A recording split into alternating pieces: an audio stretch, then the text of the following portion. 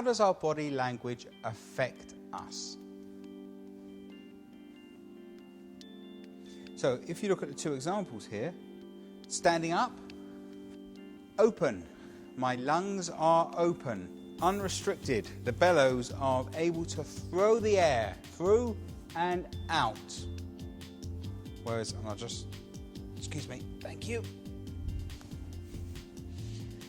If I'm like this, and I'm talking on the phone, yep, okay, I hear what you're saying. Can you see how the physicality of my lungs is bent over? I sound tense, I'm not comfortable, I'm not open. Whereas if I just stand up, now I'm open. Thank you. Unrestricted airflow, clear, powerful speaking, which is one of the reasons why sales teams get people to stand when they're talking, because your voice, your musical instrument of your body works better. Anyone done any acting? Some singing? Okay. Breath control. It's all about controlling your breath and how much you use in each sentence.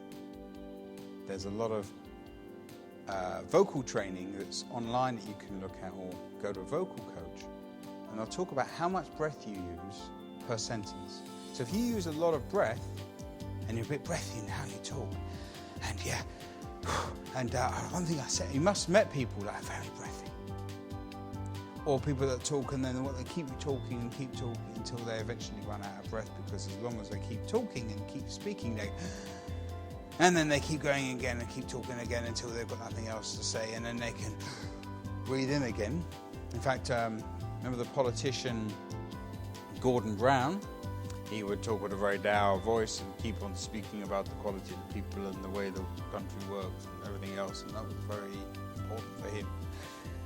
And he would look like a vampire as he breathed in, because he was speaking 17 to 19 words per breath. But actually, you should probably be looking at 6 to 8 max.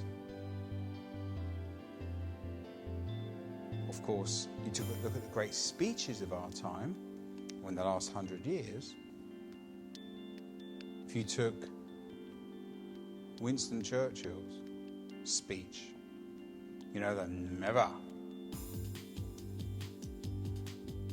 in the field of human conflict has so much, been given by so many, for so few.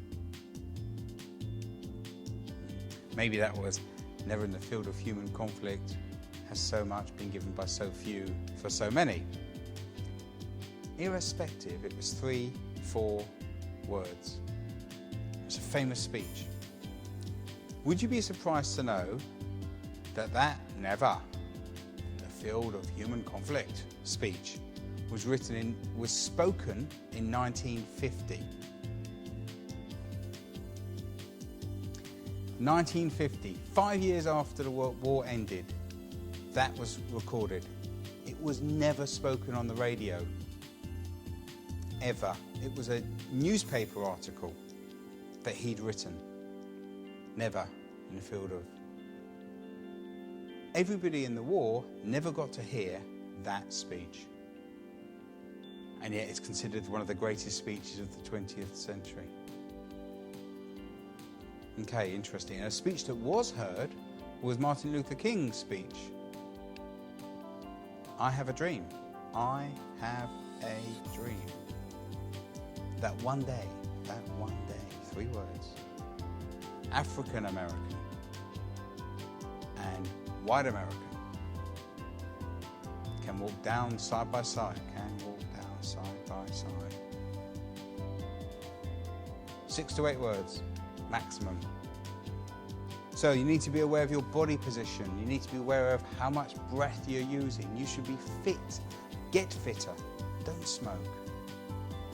Do exercise. Think about how you speak. Work on articulation. We're going to look at that in a moment. Things like yoga. Everything helps you with your vocal power.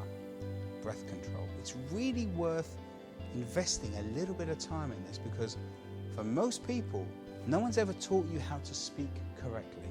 You've just made it up as you've gone along. It's well worth doing.